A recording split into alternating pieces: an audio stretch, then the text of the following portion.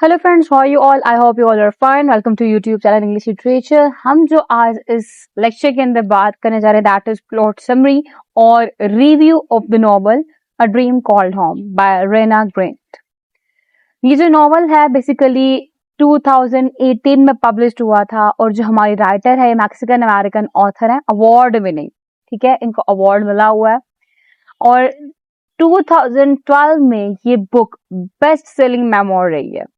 ठीक है, इस नॉवल का जो टाइटल है ये एक अमेरिकन ड्रीम का कॉन्सेप्ट रेफर कर रहा है और फर्दर कॉन्सेप्ट्स ऑफ होम जो है वो क्या होता है उसको भी रेफर किया जा रहा है। यहाँ पे होमी के भाभा जो है उसकी थ्योरी आप रिस्पेक्टिवली लगा सकते हो through and through. Any how, हमारी जो प्लॉट समरी है, लेट्स स्टार्ट। इसके अंदर जो फर्स्ट चैप्टर है उसका नाम है हमारे पास twice the girl I used to be, जिसमें राइटर बताती हैं कि वो एक क्रिएटिव राइटर जो है वो हुआ करती थी और जब ये अपनी स्कूलिंग लाइफ के अंदर थी, स्टूडेंट फेज के अंदर थी, यूसीएससी के अंदर, तो इन्होंने as a student creative writing के अंदर बहुत चैलेंजेस फेस किए अदरनेस की बेस पे। शी वॉज ब्लैक और दूसरे जो थे वो व्हाइट थे, उनकी कलर पे इनको एक्सप्लॉइट किया जा रहा था। फर्दर ये जो बुक है बात करती है इसके बैकग्राउंड के बारे में, मतलब जो हमारी राइटर है उनका बैकग्राउंड क्या था और फर्दर उनकी लाइफ के अंदर कौन से ऐसे इंसिडेंट्स हुए जो उनको आउटसाइडर फील करवाते थे।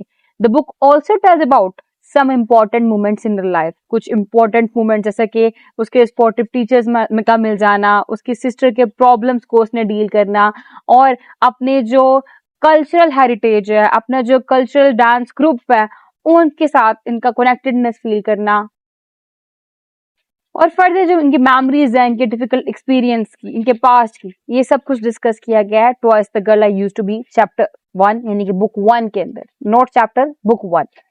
और बुक 2 जो है जिसका नाम है द होम आई कैरी, ये इनके कॉलेज के बाद शुरू होता है, जिसमें राइटर बताती है जो चीजें थी ना इनकी कॉलेज के बाद इनके लिए इजी नहीं थी।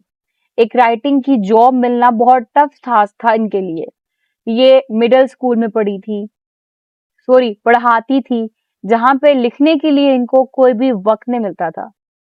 Even relationship didn't work out either, but one did, सिर्फ एक रिश्ता था जो इनके लिए बहुत मैटर करता था और इनको सपोर्ट भी करता रहा, वो था हैविंग अ सन, एक बेटा होना।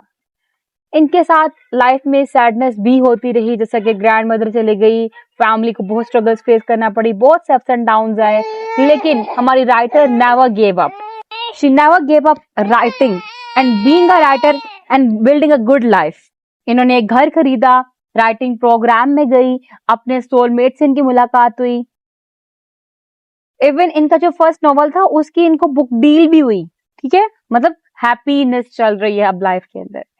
And the book ends with the quick update on her life after the book success. Clear? तो ये था हमारी प्लॉट समरी ओवरव्यू इस बुक का। तो जरूर रीडिंग दीजिएगा, मुझे भी ये बुक बड़ी मजे की लगी है, आपको भी मजे की लगेगी। Like kind of self help है कि आपको इसको पढ़ के मोटिवेशन भी मिलती है, आप खुद की हेल्प को इम्प्रूव करने की कोशिश भी करते हो। ठीक है, खुद की सेल्फ को। तो that's all about today's video.